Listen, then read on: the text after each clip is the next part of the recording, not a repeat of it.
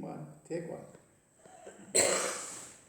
Right, so welcome everybody to another Bible study where we are going through the book called A More Excellent Way by Dr. Henry W. Wright.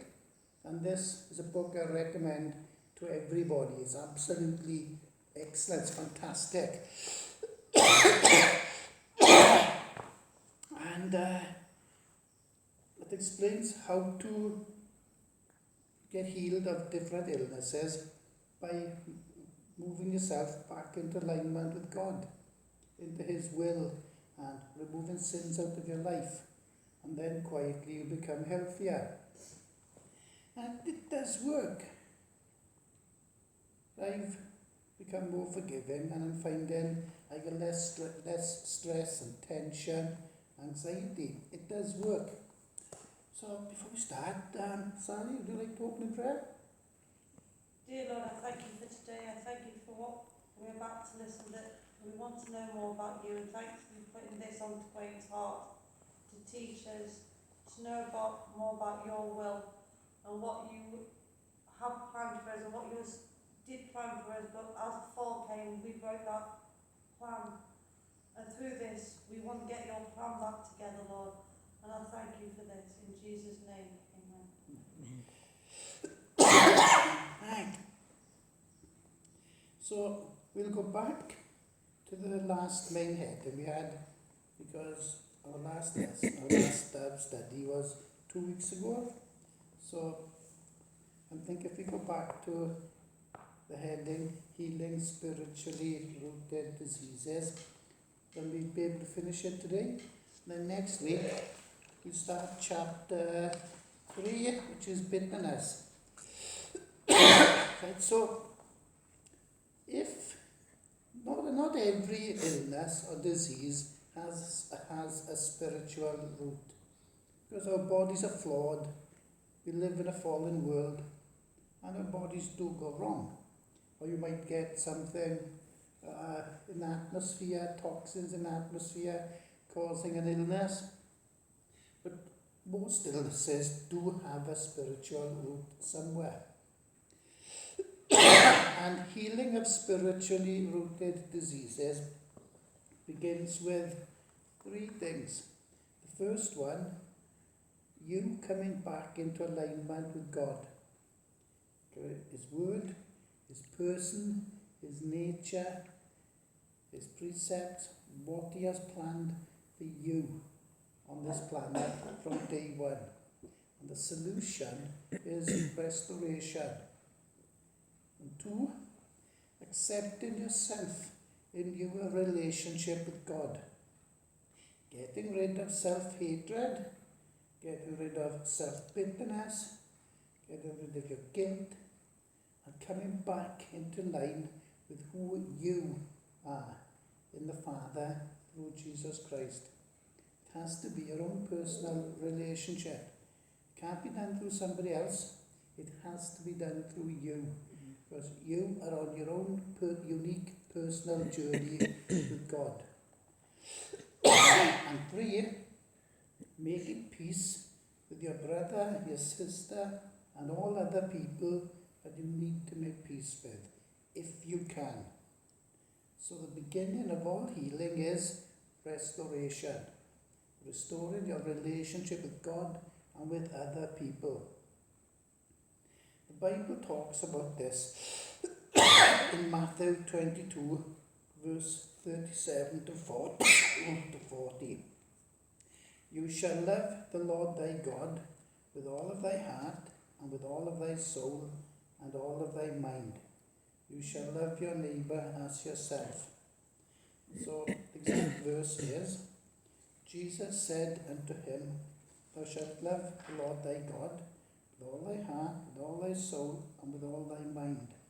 This is the first and great commandment. And the second is like unto it.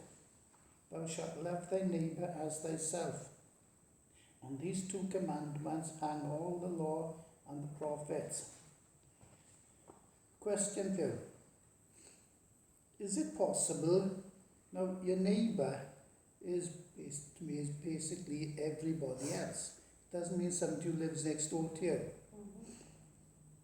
Now, is it possible to love your neighbour if you don't love yourself? And that doesn't mean being in love with yourself in the sense of an ego. It means happy with yourself, happy with who you are in God, how God sees you. Are you happy the way God made you? So loving yourself, that's what that means. So are you comfortable being who you are, or is it a case of I'm not happy with me? And if you're not happy with yourself, maybe you've got self-bitterness, self-hatred. Can you love your neighbour if you're not happy? But don't forget, thou shalt love thy neighbour as thyself. So you are supposed to love yourself. I know he's looking at me because I'm calculated. No. Not properly. We can do things with people. We've got the action to do things. We care about people. But do we love them as ourselves? No. Because we're doing actions instead of feeling. Exactly. The feeling of loving yourself is rooted down right in the pit of your soul, right in the pit of your spirit. Well, this is what I think anyway. And to make people help people to make them feel better. When you see a smile on someone else's face, but that's more action than feeling. Starting to help someone is the route to probably help loving yourself, but you don't love yourself, then love your neighbour. It's the other way round in my eyes. With actions of helping the community, actions for helping your neighbour, seeing the smile on that person's face gives you, without realising, self-worth in yourself. Yeah, I wouldn't argue with that point. But you're not necessarily loving yourself, that's just a little bit about minute little portion of what the bigger picture is to love yourself. Yeah, I think each person has their own journey. Yeah. And I think if, like I was, full of anger, bitterness, resentment, and then when that's gone, you feel a difference in yourself. You find you're different, that's what I find. And I think I'm much more comfortable with who I am than the way I was, say, 2 years ago. So you can't love your neighbour if you don't love yourself. And if people say, yep, I do, really, they're kidding themselves. Because it's not possible. You bring the strength of God into your life, and you bring the strength of God into other people's lives. And any breakdown in this over the long term produces a lot of diseases. And why? Because God commanded that you love your neighbour as you love yourself. I do get that, and I agree with everything you just said. You need to love yourself. It's like, what's that Bible passage where it says, what's the difference? Pagans do what you do. What's the passage that shows? There's that one about chanting, of repeating things over and over. No, it's... Oh, sorry. My mind's gone blank. There's a Bible passage that they say even the pagans, even the pagans do good to their own, but even the pagans do good to those they love, but they don't do love. But they've had was it pagans do good to those they love, but you were to be different. You were to love those who hate you, do good to those who hate you. Yeah. Yeah. Good point. Yeah. To answer the question, that's the passage. I think is to answer that question. Yeah. Is that passage? Yeah. And as Dr. Wright says here, that when he started to get involved with disease, he found it's a separation. It's a result of a separation from God, first and foremost. And it's there in Deuteronomy 28. And God was telling him about blessings and curses. And he said, so it's either we blew it or we don't blow it. And God led Dr. Wright to Proverbs 26, verse 2. And where he said, the curse without a cause doesn't come. As the bird by wandering, as the swallow by flying, so the curse causeless does not come. So if there's a disease, there's a curse behind it. Which is why when we do a deliverance, I do the renunciations, break curses and so on. So if there's a disease somewhere, there's a curse. And there's a reason for it. It's like a bird has landed or a swallow has landed, but it has a right to land. And that's what happens with the curse. It has a right to be there. Break the right, it'll go on.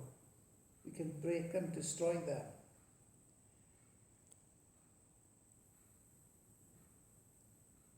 So, in order to get the disease removed, what must we do?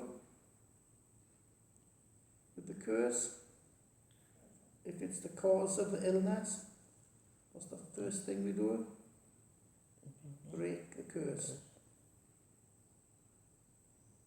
And as I've said quite a few times, they're simple to break. Simplest thing you can do. So first thing you do is break the curse. And that, as God says, He called His people who are sanctified, without spot or blemish. Ephesians 5:26-27, that He might sanctify and cleanse it with the washing of water by the word, that He might present it to Himself a glorious church, not having spot or wrinkle or any such thing, but that it should be holy and without blemish. So purify yourselves. Take all sins out of your life, as many as you can, because all these things will cause an illness. God says He has called us to holiness. 1 Thessalonians chapter 4 verse 7. For God hath not called us unto uncleanness, but unto holiness, which means being separated from the world and the way the world lives. And He's called us to walk before Him, because He is our God. 2 Chronicles chapter 7 verse 17. And as for thee, if thou wilt walk before me, as David thy father walked, and do according to all that I have commanded thee, and shalt observe my statutes and my judgments. So we have to walk the way God tells us to, live our lives the way He wants us to. Remember Proverbs 26 verse 2, the curse without a cause does not come. So if we find any kind of evidence of disease today, look in the Bible, it's there somewhere. We can go to doctors, are sensible. Always go to your doctor. We need to know the doctors know about illnesses. But every pastor needs more than just the Strong's Concordance and all the other books. We should start getting a load of different translations by a Merck manual. I looked into that last night, and it's a manual listing all the different types of illnesses, diseases, all the symptoms. a pathophysiology manual, an anatomy and psychology book, and do layman study on the disease. And that's good for deliverance as well. Now, fibromyalgia, that's an example of this.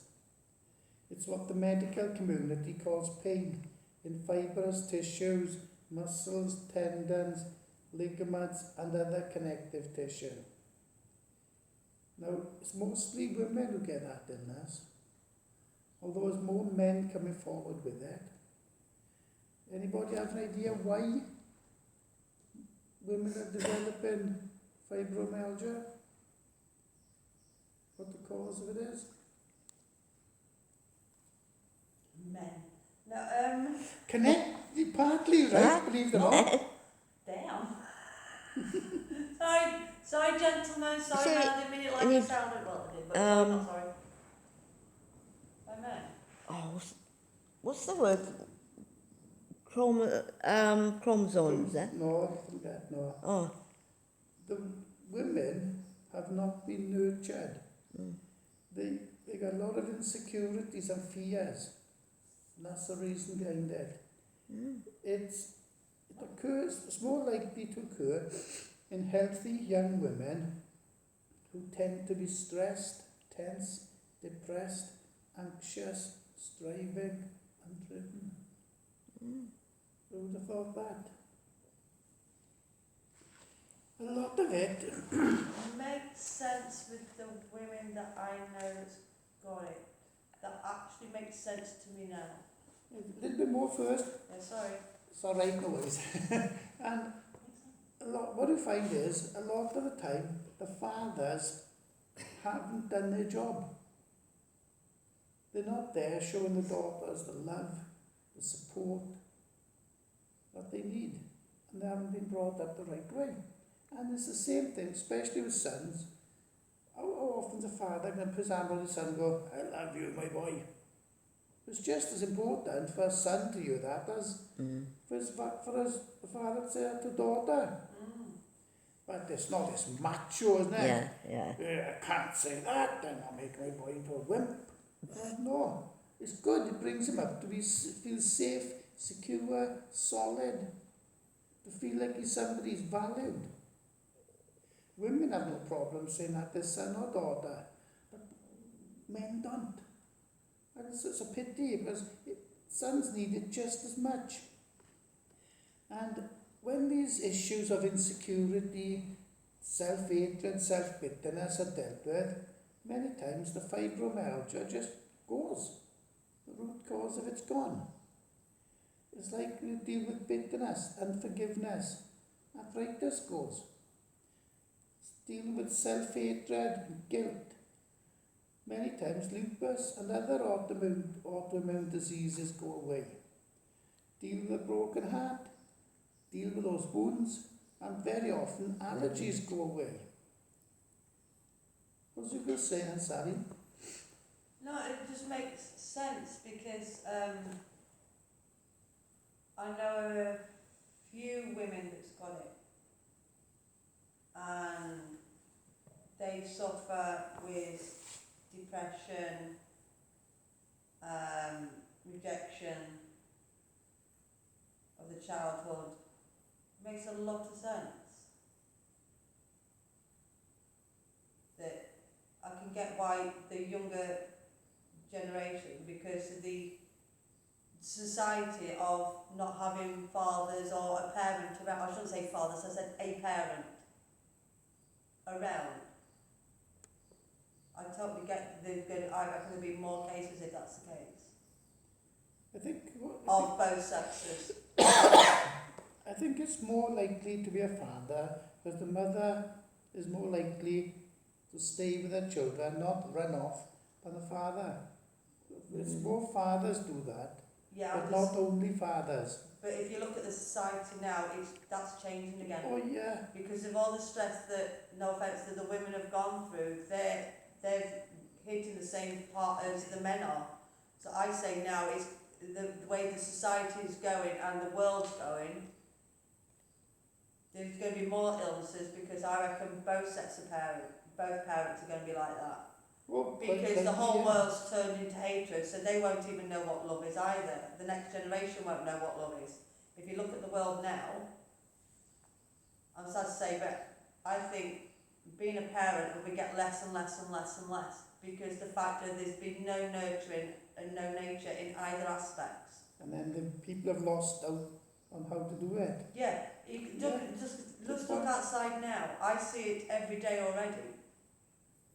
This It's a is good the point, start. yeah. This is what I'm saying. It's not. I don't think now. It used to be down to the father, but I think with the society going of hatred and what everything's happening, it's going to be on both sexes. Quite likely, yeah. So, if we take it a step further, let's look at, we finish this with what we could call a mandate. Yeah. And the mandate comes out of Ezekiel chapter 34. It's a statement from God concerning the shepherds of Israel. Ezekiel chapter 34, verses 1 to 2. And the word of the Lord came unto me, saying, Son of man, prophesy against the shepherds of Israel, prophesy and say unto them, Thus saith the Lord God unto the shepherds. So who are the shepherds? It's not the people up in the mountain looking after the sheep. Yeah. It's, I'm one. Yes. You're one. hmm? Louisa's one. Yes. Yeah. We're one. Shepherds are pastors, the leaders. They take care of the sheep, put saliva in their wounds, and you do what I have to do to look after people. Yeah. But unfortunately, there's a lot of churches are abandoned. People finding, even people who go to church, find they're abandoned by the church and abandoned by the leaders, abandoned by the families. It happens even with pastors. These people who are there just for a nice fat wage, and they're there, we can see them. It's also. I'm sorry again. It's also Sorry. to do with the society again. Because with all the new laws and all the interference or everything, if you can say one word now as a pastor or anything to someone that you're trying to care for, they can take you to court with it. Oh yeah, it does happen, yeah. So that's also changing. This is why people are being let down. It's not the fact that we don't want to, it's the fact that people are scared to in case something happens and they're going to get done for. I think this was happening even before then. And the changes in society are a result of the churches not teaching what Jesus taught us. Not standing They're up for his right. watering the message down. And that's, as I've always said, no good. Does nobody any good at all. So, what we're supposed to do is go out, help every person who needs help. If you've got 100 people in your church, there's one person needs it, you help that person.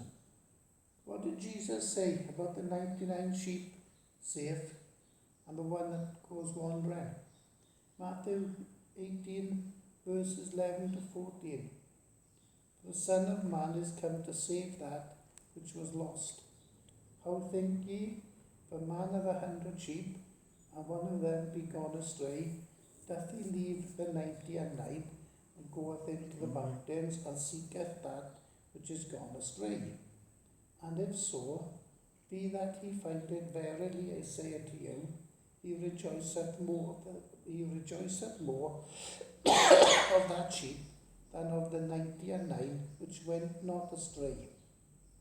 Even so, it is not the will of your Father which is in heaven that one of these little ones should perish. God puts a lot of emphasis on those who need help, the isolated, people who are dying. He wants us to go out there and show them who He is. Stop them going over the cliff.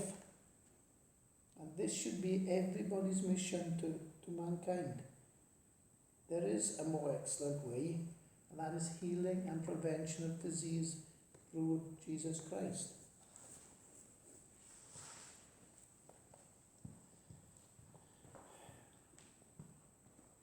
if we look at, for instance, environmental sensitivity to chemicals, allergies and that. Okay. What does Proverbs 17:22 say about it? A merry heart is a merry heart doeth good like a medicine, but a broken spirit drieth the bones. So if you are happy, joyful, cheerful, it's good for your bones. Can you read that again, please? Proverbs 17:22. Yeah. A merry heart doeth good like a medicine, but a broken spirit drieth the bones. Okay. I've just got something. It's alright. Do you know? That scripture just got a few scriptures that was confusing me. That just answered a few scriptures Oh, that. right. That's just why I just wanted to think. Because if you look in the Bible, there's a lot of things about dry bones being rejoiced and Yeah. everything. That's just answered that part of the scripture for me. Oh, I right. need to know it. This is why I asked you to read it again and think, I get the other scriptures now. If you put that one with it. Yeah, it brings it into context. Yeah. Sorry Yeah, about it's that. okay, that's alright. But you know, there's a lot of people around who've got broken hearts. And it's more than we can ever imagine. But you know, around 85 to 90% of these people are female. And again, it's down to abandonment by fathers and husbands. And what we need to do is get them back into line with their Father in heaven, back into line with His will, and with Jesus who sought them out and bought them with His blood. But you know, those, again, more and more men are coming forward with the same problem. Abandonment by mothers, by fathers, by their wives, and it's breaking their hearts, some of them. I've just realised again the reason why. Look what's been happening. Both parents have got to work these days. The parents aren't around for the kids these days. Because again, society, there's going to be more, because if they are lucky to have both parents, they'll be still fobbed off because both parents have to work. They're made to work these They're days. made to work. Yeah. When I was It just came to me now. When I was young, a kid, 5, 6-year-old, the family could survive on the father's wages only. Today, if the father's working, only the father, the family's in poverty. I can assist with everything you're saying about this, because my grandparents brought me up. Even though I was with my parents, both my parents was working. So every time I only used to see them, sometimes I didn't even see them at night. I used to wake up, go to bed at my nan's when they finished work. I used to be in bed. The next morning I used to wake up in my bed. And then that's the routine. That's the only time that I saw my parents, is if my mum made me breakfast and then she took me to my nan's. That's it. I only had about an hour or two in the morning. And my nan used to take me to school, or my granddad when he was alive. So I get why it's... It's a feeling of abandonment. Yeah, The parents but don't they didn't love have me. much choice, they had to work. Yeah. So I totally get everything. And because of society now, that with the way that, like the job centre and everything, it's either not having a parent or not having both parents, or your parents are there, you're lucky that you got both parents, but you don't see them because they have to work. Yeah. So you can see the society, that's going to get worse. Oh, yeah. Now, there is healing and restoration provided for us. Isaiah 61, verses 1 to 3. This is pretty famous. The Spirit of the Lord God is upon me, because the Lord hath anointed me to preach good tidings unto the meek. He hath sent me to bind up the brokenhearted, to proclaim liberty to the captives and the opening of the prison to them that are bound, to proclaim the acceptable year of the Lord and the day of vengeance of our God, to comfort all that mourn, to appoint unto them that mourn in Zion, to give unto them beauty for ashes, the oil of joy for mourning, the garment of praise for the spirit of heaviness, that they might be called trees of righteousness, the planting of the Lord, that he might be glorified.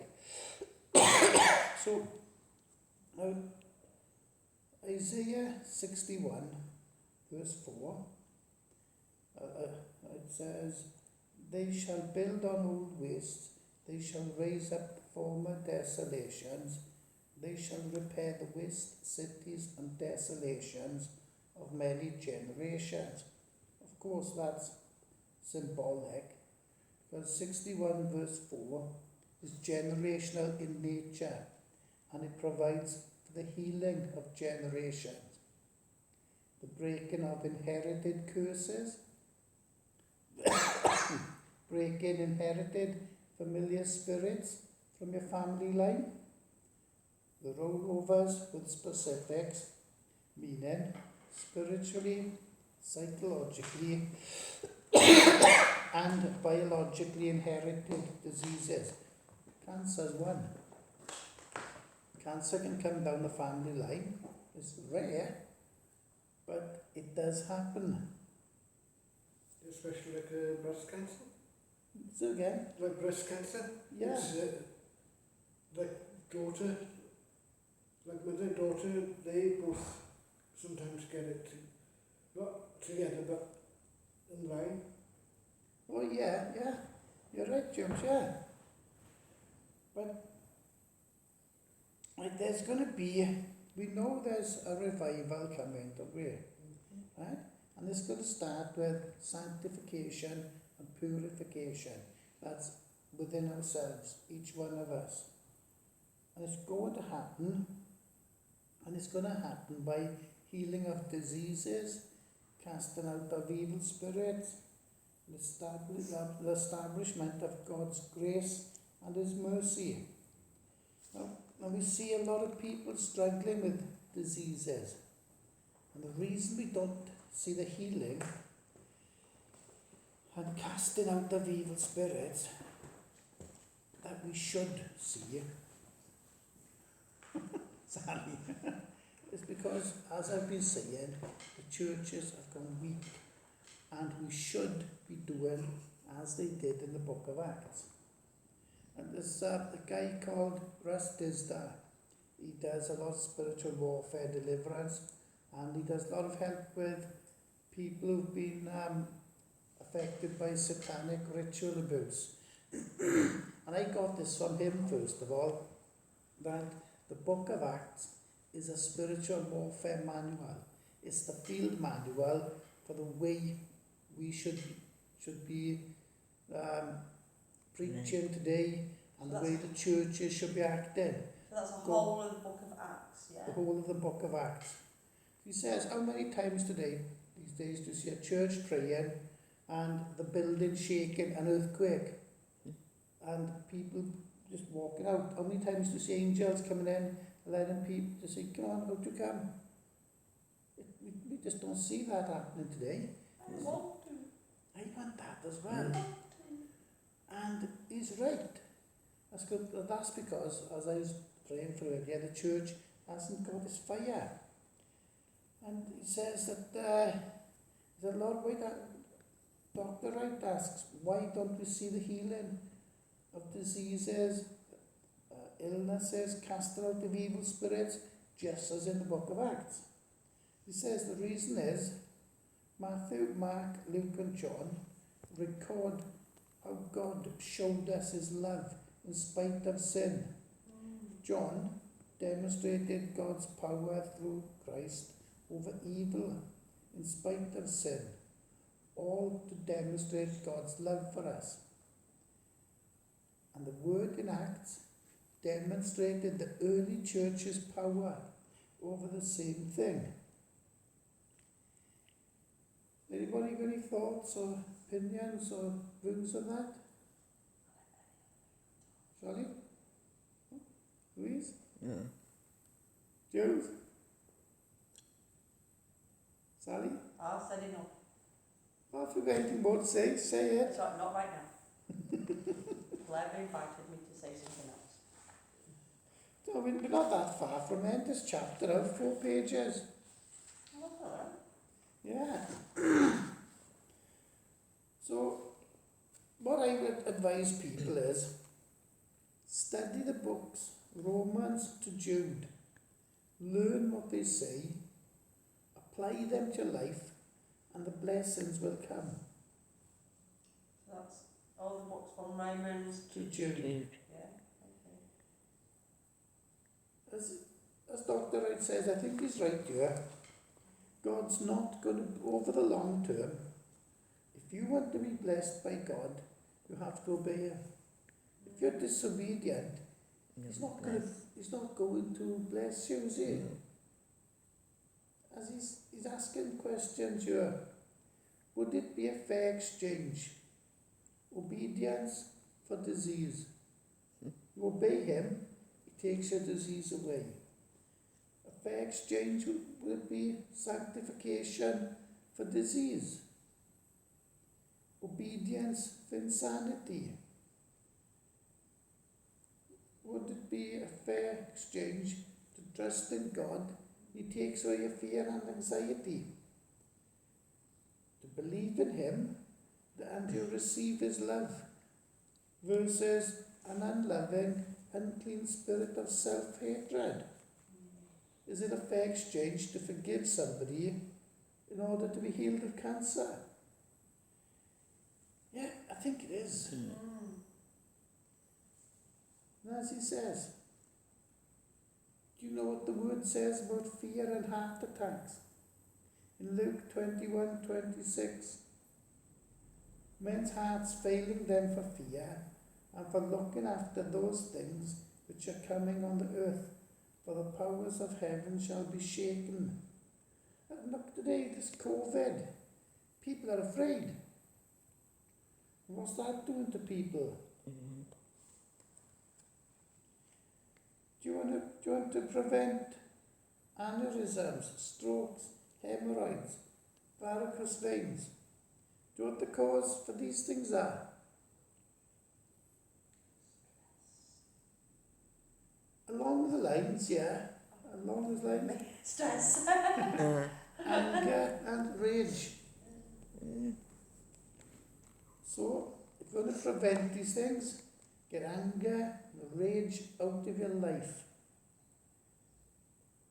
And rage, anger, hostility with the deep root of bitterness needs to be dealt with. At some point or other, you're going to explode.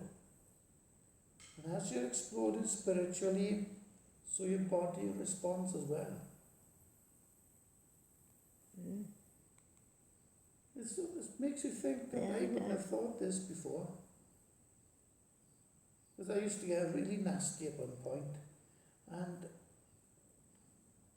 as you know, I got osteoarthritis and other things, so it didn't do me any good. Yes, there's spiritual attacks that God didn't remove from people. We see examples of the attack on Job and Paul's thorn in the flesh. Anybody got any ideas what the thorn in the flesh is?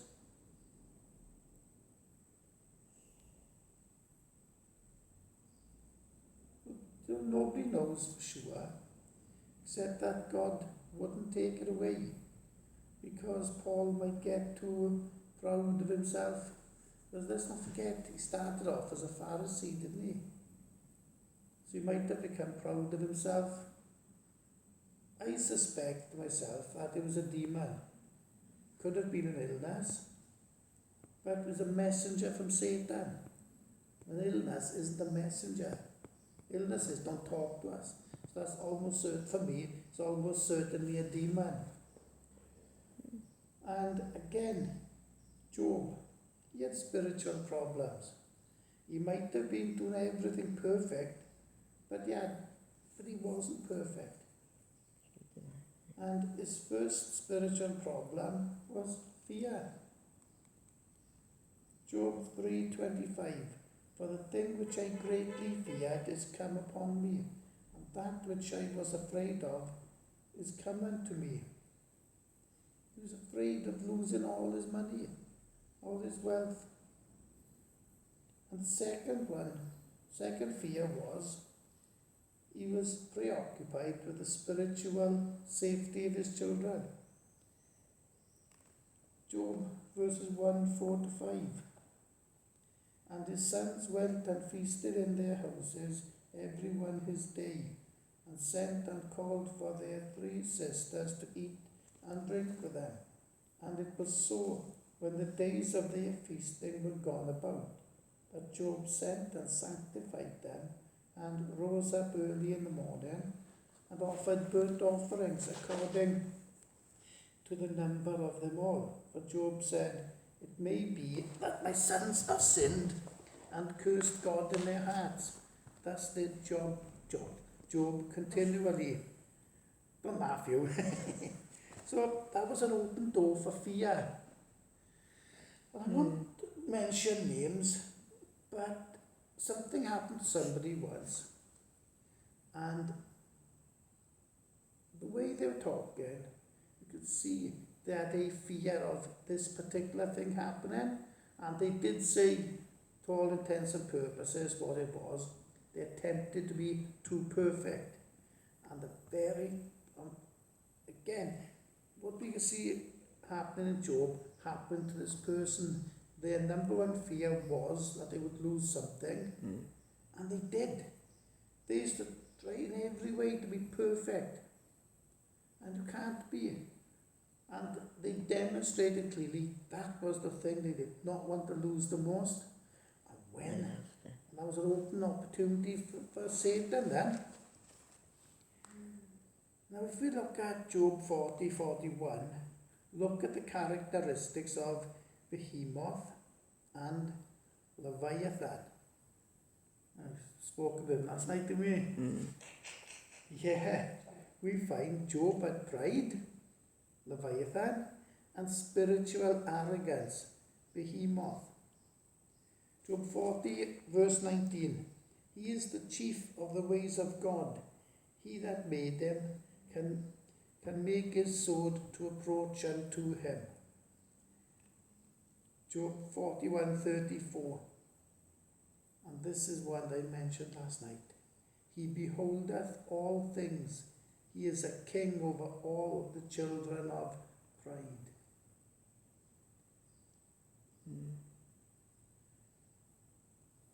The thing is, Job was full of his own righteousness, and God cut him back down to size.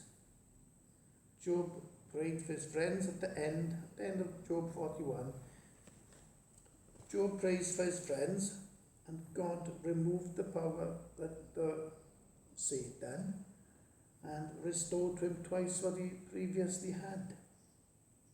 But in the case of Paul, his thorn in the flesh, we're not exactly sure what it was. Could have been a demon, could have been an illness.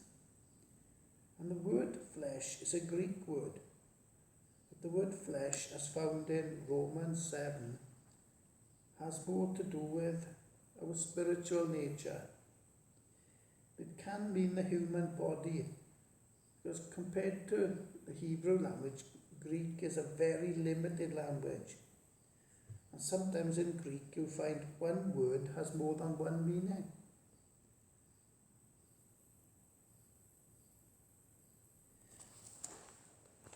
We're coming towards the end now. Get in there. And now, what we find is, when Paul teaches us about the flesh, it has to do with the carnal nature. That's the part unrenewed within us, called the flesh. But the word flesh can mean spiritual and can mean your human body. So Paul's thorn in the flesh may not necessarily have been a biological disease. Watch this go. So, as Paul tells us, I won't read all this bit too much, but Paul tells us that every day he's having a spiritual battle. He says, the good I want to do, I do not do, and the evil I don't want to do, You do it. I do. So in the day I want to do good, I do not do it, and the evil I wish that I would not do, I do it. The day that I do the evil, it's no longer that I am doing the evil, but sin that dwelleth in me is doing it. I won't read all this, it's a bit long. But that's with an apostle. With 20 years as an apostle, and his time before that as a Pharisee. As we know, the Pharisees, they have to be perfect, or be seen to be perfect. But this is Paul, 20 years as an apostle, admitting he had an indwelling presence of sin. And he said that there's a war, a kingdom at work within him that wars against the law of God, bringing him into captivity to the law of sin as a believer. Now, if you remember what I said last night about kingdoms in people, it could be an area of your personality where demons go in and they take over, and people sometimes seem to be changing from somebody that's nice, tidy, into a raging bull all the time. And that's because they've gone